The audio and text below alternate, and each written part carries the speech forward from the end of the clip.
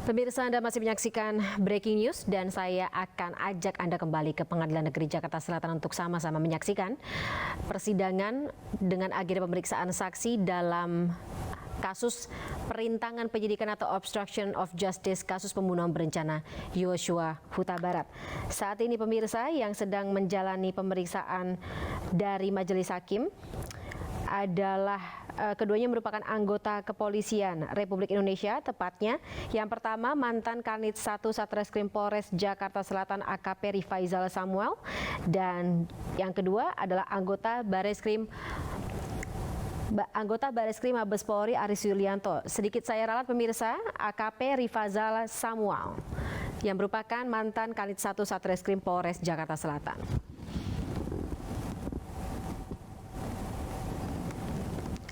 Adapun agenda persidangan hari ini pemirsa atas 3 terdakwa yakni Hendra Kurniawan, Agus Nurpatria, dan Irfan Widianto.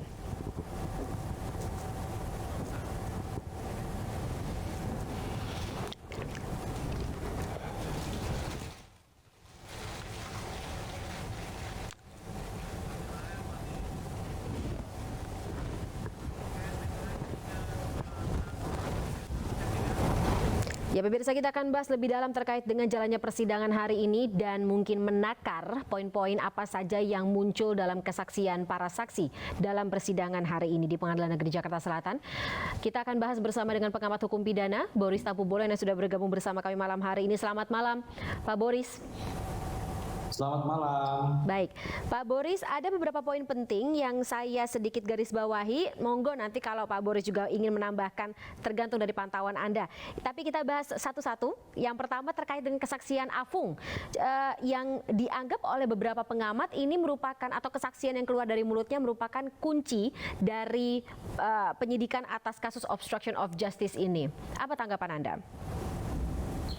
Ya, kalau saya melihatnya adalah saya sepakat bahwa kesaksian dari saksi Afung ini merupakan kunci. Karena apa?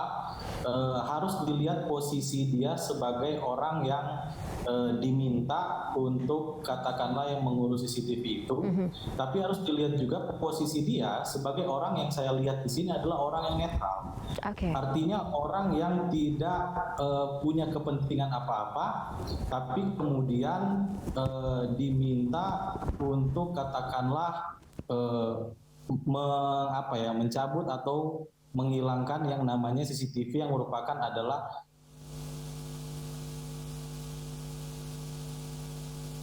Boris, bukti yang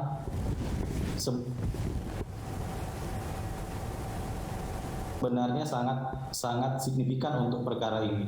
Seperti itu, Mbak. Pak Boris, suaranya sedikit terputus, putus-putus. Halo. Oke, sekarang sudah cukup jelas.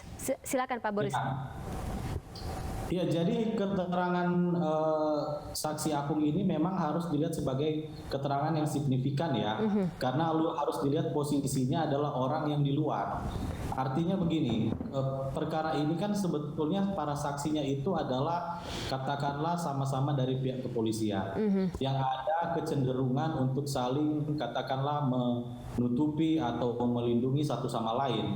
Tapi dengan adanya saksi Afung ini itu begitu signifikan karena dia, kalau bahasa saya, adalah orang luar yang tidak ada kepentingan apa-apa dan bisa menceritakan apa yang terjadi dengan apa adanya tanpa ditutup-tutup.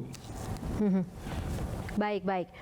Tapi kalau misalnya melihat bagaimana Hakim mencecar Afung hari ini seperti itu Pak Boris, kemudian juga adanya fakta bahwa yang bersangkutan dibayar Rp3.550.000 dari kepolisian seperti itu, apakah ini tidak menjadi sebuah catatan tersendiri atau presiden tersendiri? Kalau menurut saya hakim mencecar saksi itu hal yang biasa karena untuk menggali kebenaran material. Tapi harus dilihat lagi, kembali saya katakan posisi dia ini sebagai apa. Kalau memang dari awal diberitahu maksud dan tujuannya adalah agar menghilangkan CCTV ini untuk menutupi atau mengaburkan suatu peristiwa pidana yang terjadi, mungkin ceritanya lain. Mungkin dia bisa terlibat atau bisa ditarik. Tapi kalau murni hanya sebagai orang yang Profesional ya. keahliannya untuk mengurus CCTV itu, saya kira dia tidak bisa diikutkan lah atau dijeratkan dengan kasus ini. Pure hanya melaksanakan tupoksinya sebagai pemilik usaha CCTV, begitu ya. Dan memang tidak ada kewajiban sih untuk menanyakan apa kebutuhannya memang. Baik, bicara mengenai dicecar oleh majelis hakim, Pak Boris, kemudian juga kesaksian yang bisa dibilang berbeda gitu, kesaksian yang disampaikan dalam persidangan berbeda dengan yang ada dalam BAP. Ada juga nih, Pak Boris, kembali ada saksi yang dicecar oleh majelis hakim secara keras seperti itu, dan kebetulan juga sama-sama asisten rumah tangganya Verdi Sambo, Dirianto. Apa tanggapan Anda? Jadi begini Mbak ya, terkait dengan keterangan saksi, sebenarnya di KUHP itu diatur bahwa keterangan saksi itu adalah apa yang saksi sampaikan di depan persidangan, bukan yang di BAP. Oke. Artinya apa? Keterangan yang di depan persidangan lah yang dipakai, bukan apa yang ada di BAP. Karena BAP itu sebetulnya sifatnya hanya hipotesa saja, nanti akan diuji di dalam persidangan. Nah, kalau pertanyaannya, kalau berbeda antara BAP dengan yang di fakta persidangan, mana yang dipakai? Maka yang harus dipakai adalah apa yang disampaikan di sidang. Kalaupun bagaimana nanti menilainya Pak, kalau misalnya yang di sidang ini ternyata dia berbohong atau tidak benar. Ukurannya itu ada beberapa. Satu misalnya, apakah keterangan dia ini berdiri sendiri atau didukung oleh bukti-bukti yang lain. Misalnya saksi ada 5, 4 bilang A, tapi dia sendiri bilang B, gitu kan? Nah, harusnya hakim mengesampingkan keterangan satu orang yang bilang B ini, dipakai yang 4 yang bilang A gitu loh. Artinya hakim memang harus menarik kesimpulan dari keterangan-keterangan tersebut. Tidak juga tepat kalau kemudian saksi itu dipaksa harus mengatakan seperti yang ada di BAP. Karena balik lagi saya bilang tadi, keterangan itu adalah apa yang disampaikan di sidang pengadilan. Itu sebenarnya lebih kepada bagaimana peran jaksa, peran hakim, peran pengacara untuk bisa bagus dalam teknik bertanyanya, itu harus bagus sehingga orang itu bisa menyampaikan dengan sebenar-benarnya dan bisa sesuai dengan alat bukti yang lain. Jadi bagi saya itu bukan soal, karena pada akhirnya hakimlah yang akan mempertimbangkan apakah keterangan yang dia sampaikan di sidang itu punya nilai pembuktian atau tidak, bersesuaian dengan bukti lain atau tidak. Kalau bersesuaian itu berarti bisa dipakai lah keterangan itu. Tapi kalau tidak, hanya berdiri sendiri, hakim bisa mengesampingkan gitu. Oke, ada konsekuensi hukum lain nggak Pak Boris ketika kesaksian dari saksi yang bersangkutan tersebut kalau tidak bisa dijadikan alat bukti atau ya tadi tidak memiliki menjadi atau bersifat inkonsistensi seperti itu? Ada konsekuensi lain selain dikesampingkan oleh hakim? Ya tentu kalau keterangannya itu katakanlah berbeda dengan saksi-saksi yang lain, maka patut diduga kan ada keterangan palsu di situ. Nah, itu proses itu ada ancaman pidananya bagi orang yang sudah disumpah di depan persidangan menyampaikan keterangan palsu. Nah, bagaimana melihat keterangan palsunya ini? Ya seperti yang saya bilang tadi, misalnya saksi 5, 4 ngomong A tapi dia sendiri ngomong B. Nah, itu hakim harus ingatkan, atau pengacara atau JPU bisa mengingatkan agar memberi keterangan yang benar, karena semua saksi ini ngomong A, kok you sendiri ngomong B gitu kan. Jadi patut diduga ada kebohongan, ada kepalsuan dari saksi itu dalam memberikan keterangan. Oke, kalau mencabut keterangan dalam persidangan seperti yang dilakukan oleh Susi kemarin, Pak Boris?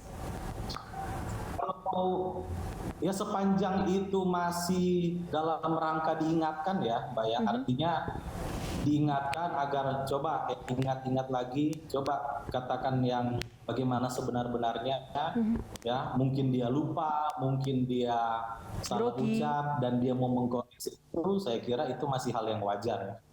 Kecuali sudah diingatkan, sudah ya sudah diperingatkan berkali-kali tapi tetap kekeh pada keterangan yang sebenarnya tidak benar, tidak sesuai fakta, maka hakim berwenang untuk memerintahkan jaksa menyidik yang bersangkutan keterangan palsu. Oke, jadi kalau misalnya memang terbukti melakukan keterangan palsu itu akan menjadi konsekuensi hukum berbentuk pidana sendiri seperti itu ya. Jadi apapun misalnya ketika tadi mencabut keterangan dalam persidangan pun itu sah-sah saja seperti itu dalam KUHP sendiri sebenarnya baik-baik saja ya. Boleh-boleh saja ya, Pak Boris. Oke. Oke, Pak Boris, kita geser sedikit ke poin berikut yang saya catat dari persidangan hari ini. Mayoritas saksi dari 9 saksi yang dipanggil oleh Jaksa Penuntut Umum, dihadirkan oleh Jaksa Penuntut Umum dalam persidangan adalah penyidik dari Polres Jaksel. Dan beberapa di antaranya juga sudah mendapat sanksi dari kode etik.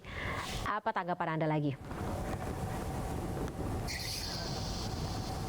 Ya kalau saya concernnya ke sini sih. Saya sebenarnya dari awal perkara ini saya agak tidak sepakat karena banyak saksi yang sekaligus juga jadi terdakwa.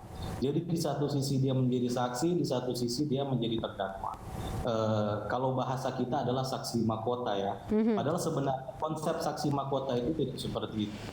Karena orang yang kalau posisinya sama-sama menjadi saksi, kemudian sama-sama menjadi terdakwa, dan juga dari kelompok yang sama gitu ya saya bilang, maka ada kecenderungan untuk saling menutupi atau saling melindungi. Nah, apalagi jadi institusinya sama ya.